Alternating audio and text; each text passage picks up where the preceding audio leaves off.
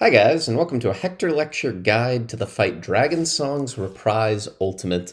This guide is the third guide covering this ultimate, and this is going to cover the phase Nidhogg phase.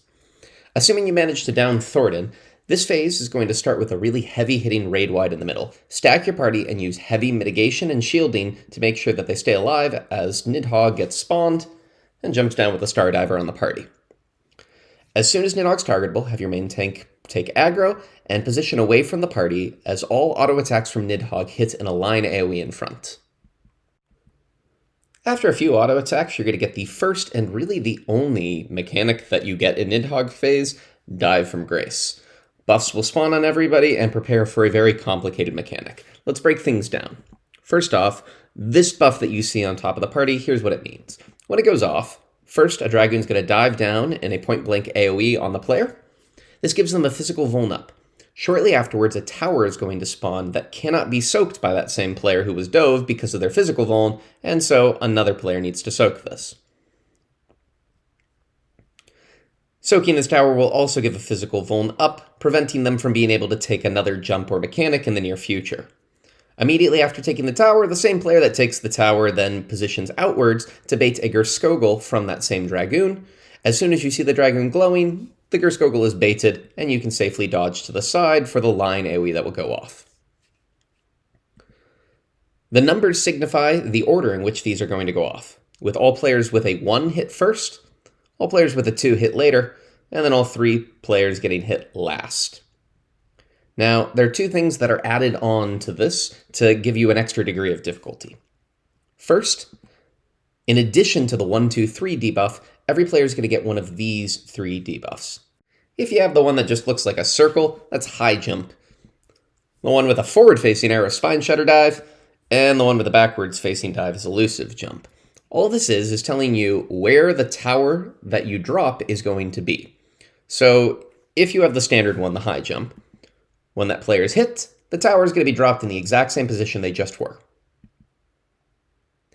If instead you have the forward-facing spine shatter dive debuff, now the tower is going to be dropped about the hitbox of the boss away in the direction you're facing. So if main tank is facing north, that tower is instead going to appear up in the north, opposite Nidhogg. Finally, if you happen to have the backwards-facing elusive jump debuff, this one instead means that the tower is going to be the same distance as the spine shatter dive, but opposite the way you're facing.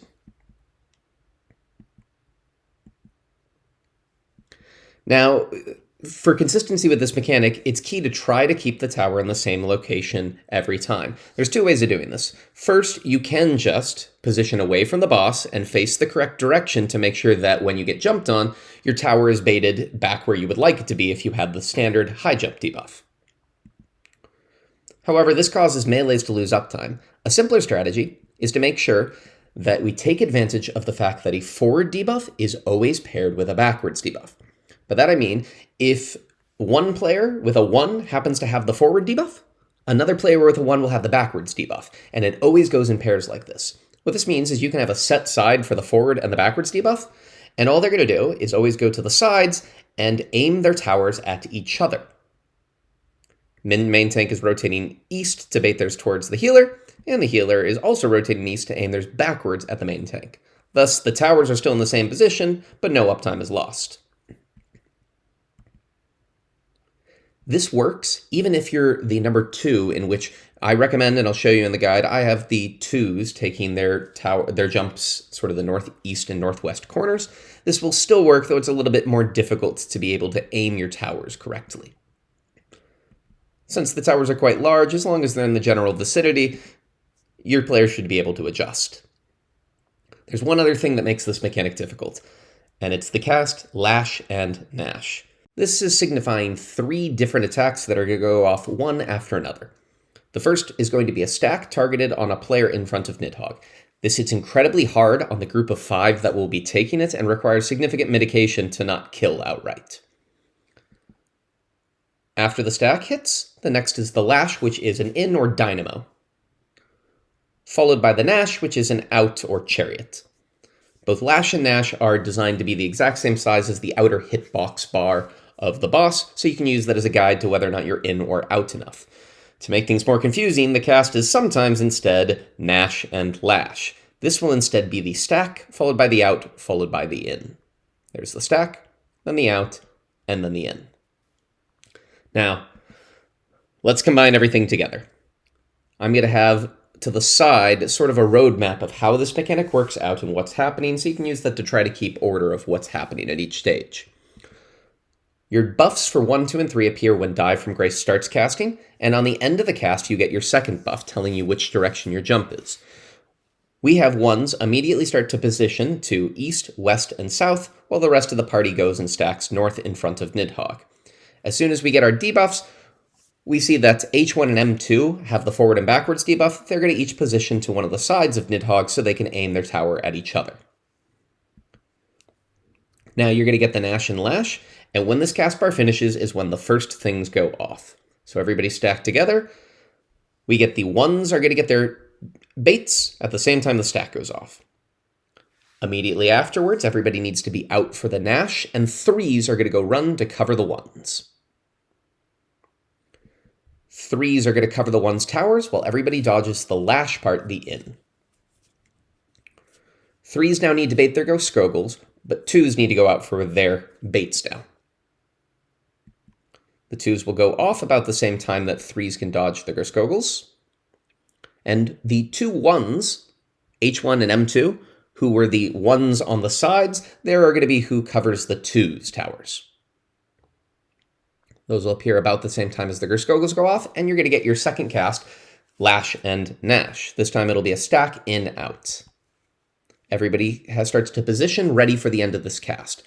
For this, the 3s are starting to go to their bait position. Everybody else is starting to stack middle. As soon as the 1s dealing with their Ghost Skogel baits can, they're going to go and join the stack. They need to be there, otherwise the stack will kill the 3 players in the north. The stack goes off at the same time as the 3s. And now the 2s, as well as the final 1, are going to go cover those towers.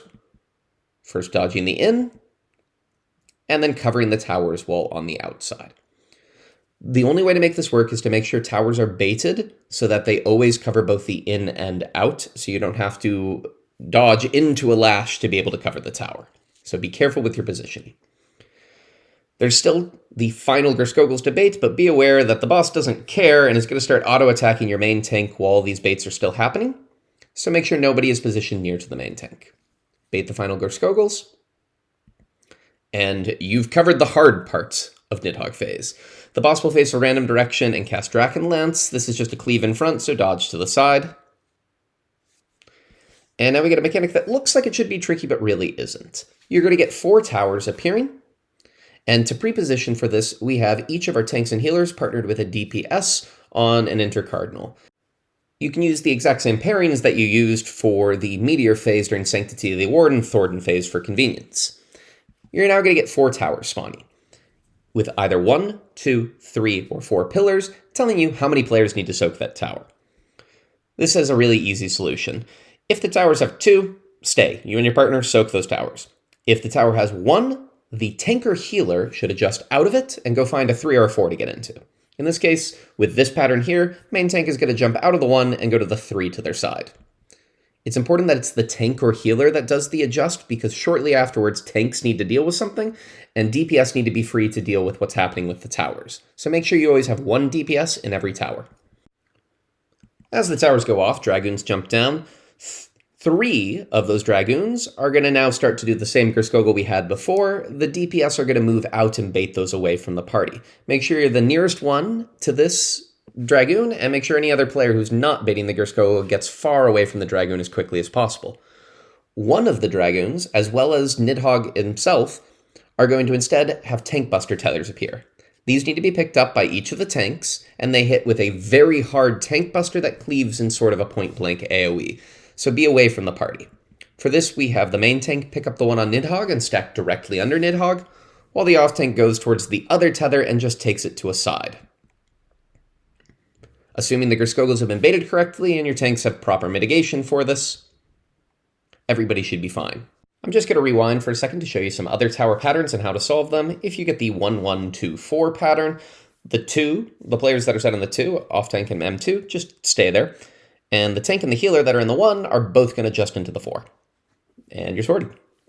The other pattern, I guess the hardest one you can get, is a 1-1-3-3. The only difficulty with this is both of the 1s need to go into a 3, but you need to have either a rule or some way to communicate who's going into which tower. You can have just a standard adjust to the one near to you, or you can always have a set adjust clockwise if they're diagonal from each other. It doesn't matter, and there's plenty of time to adjust.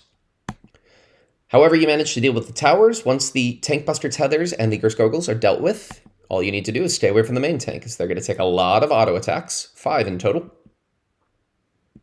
Before the boss is going to cast 1 more Drakenlance, so dodge behind. And finally start to cast their Enrage, Revenge of the Horde. The DPS check can be considered quite steep for Nidhogg. Unfortunately, you are going to need your LB in the near future for later phases, so you should not be using this for melee LB3 or whatever melee LB you've got built up at this point in time. You just need to deal with it with pure DPS. Assuming you manage to get Nidhogg low enough in time, Nidhogg explodes, and Estinian instead shrinks down to the middle of the arena. Immediately have your group start to stack south, preparing for the next phase. That's everything in this phase of Nidhogg. I hope you found this useful. As always, please let me know in the comments section if there's any tips. A massive thank you to everybody who helped to improve strategies for Strength of the Ward and Sanctity of the Ward in Thornton phase. If you've got any really awesome strategies to make this phase easier, please let me know. Would love to share them with the rest of the people watching this guide.